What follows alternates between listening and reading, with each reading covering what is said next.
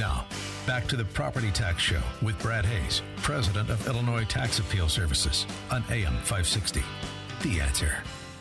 Welcome back. And with me on the phone is U.S. Senate candidate James Marter. Jim is a 1981 graduate of Limestone Community High School in Bartonville. That's in Peoria County. He received a Bachelor of Science degree in Industrial Management and minored in Computer Science from Purdue University in 1984. Jim is an executive entrepreneur with 30 years' experience in information technology, project management, and business process implementation. As owner of Marter Enterprises, he manages a multi-million-dollar projects nationally and internationally with oversight in all phases of business process. His specialty is manufacturing companies, enterprise resource planning, and quality management implementation. His practice crosses diverse industries, including electronics, automotive, chemical process, plastic packaging, construction equipment, agriculture, and railroad products. Jim's success is a result of his hands-on approach, listening to all levels of staff from factory line to C-suite. He has crossed Illinois, the United States, and worked internationally, garnering an intrinsic knowledge to negotiate and then execute complex, efficient reengineering of work process, new technologies, and software. His talents include blending the complexities of finance, incorporating conscious capitalism, worker value, and American ideals. He has extensive community involvement in the Oswego-Aurora region. Jim served both boys and girls grade school basketball leagues as a coach for 5 years. His dedication with scouting continued for more than 15 years, mentoring young men's faith and leadership skills. Jim has been married to Jill for 30 years. They began their family in Midland, Michigan, and they have 4 children. Welcome, Mr. Marter, and thank you for joining me tonight. Thanks, Brad. Thanks for having me on. So I have to ask, the first question is, why do you want to become a U.S. Senator? Well, I've been following politics close all my life, but as you kind of alluded to, they're very busy, involved with both raising my family and working and a lot of other things with both scouting and school sports and those things with my children. But I entered into politics recently into Kendall County. I'm a Kendall County Republican precinct committeeman, and started watching what's going on very closely this year in the election cycle, and concerned with how our Senator Mark Kirk was voting on issues, and he seems to be aligned with Dick Durbin on every vote. And I don't feel like he's representing our state, our values, and my values in particular. And I think it's time for a candidate to challenge him on that front. And it's a primary. That's what primaries are for. Let's have a good open debate about the issues, and that's why I got in. What is your vision for Illinois and then also America as a whole?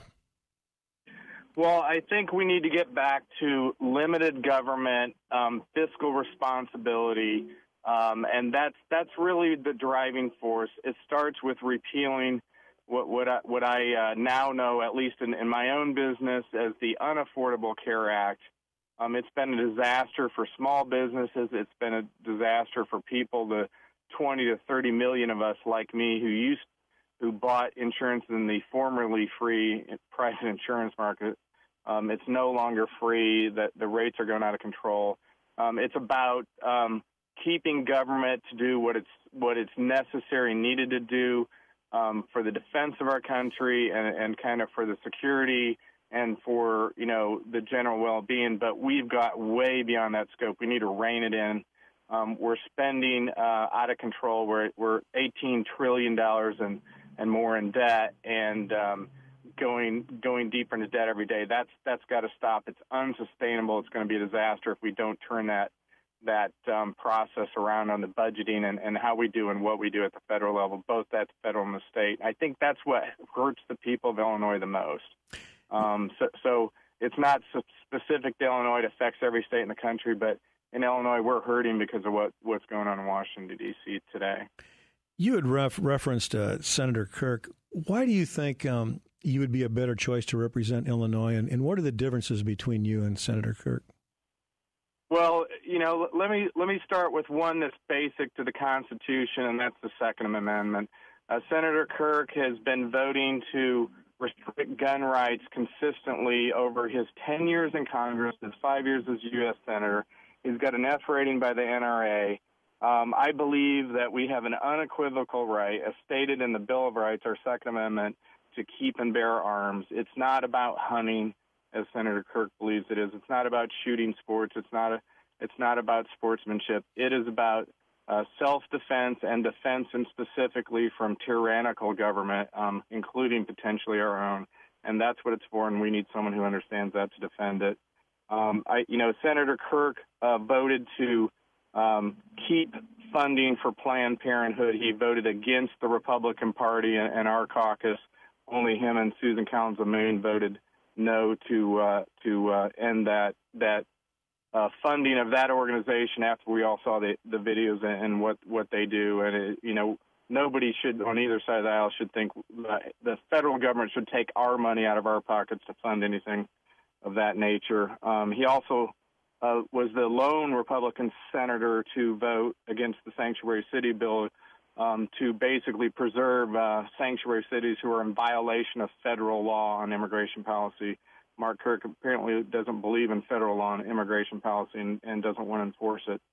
So those are a number of the issues that I think that, he's on the wrong side of the fence on. He seems to be aligned with the corporatists around the world. The TTP trade deal might be good for very large corporations who want to outsource and send jobs overseas. It's not good for the American people, and certainly not good for the people of Illinois.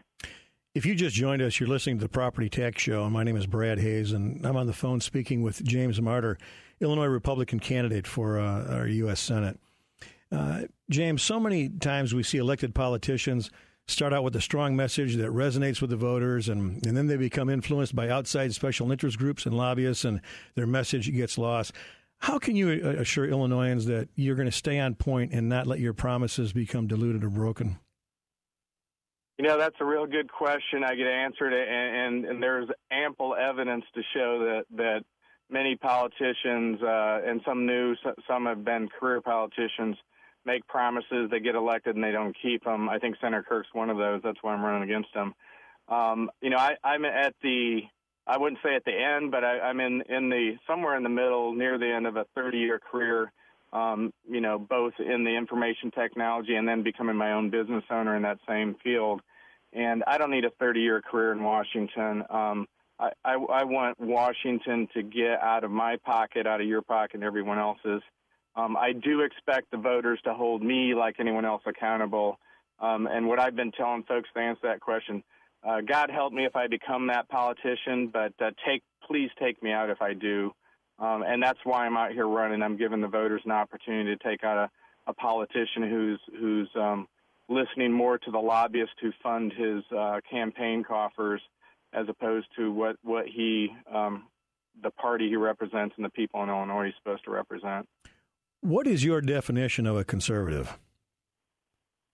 Well, I think it starts with following the Constitution.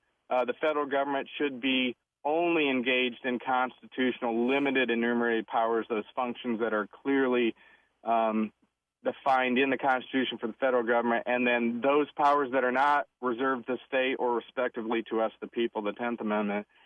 So limited government. Let's get back to a government that does what it's supposed to and stays out of the business of the states and local governments and of the people, and let those things, get rid of them. I'm with like Senator Ted Cruz and others who are running for the presidential race to get rid of functions like the Department of Education. It's proved disastrous, 40, 50 years of funding things at the federal level, and we're only getting worse. We need to eliminate the federal government involvement in programs like Common Core and the funding of that. I know that's as much as a state problem as a federal, but at least from my end at the federal level, let's get the federal government out of education. They don't belong in it. It's a local issue. Why are we taking money out of our pockets, laundering it in Washington, sending it partway back to the states with strings attached? We need to stop that practice. But besides the Department of Education, as a U.S. Senator, what piece of legislation would you propose to make Illinois and our country stronger or better? And I tell you, we've only got about 50 seconds here, and then we're going to take a commercial break, James. Well, again, on all fronts, the government's overstepped its bounds in so many areas. We need tax relief. We have a spending problem in Washington. not a revenue problem. We have plenty of revenues going in. We need tax relief to make our businesses more competitive around the world. That's why we're driving jobs out of this country and out of the state of Illinois. This is Brad Hayes, the Property Tax Show. We've been speaking with James Marter, and we will be right back in a few minutes.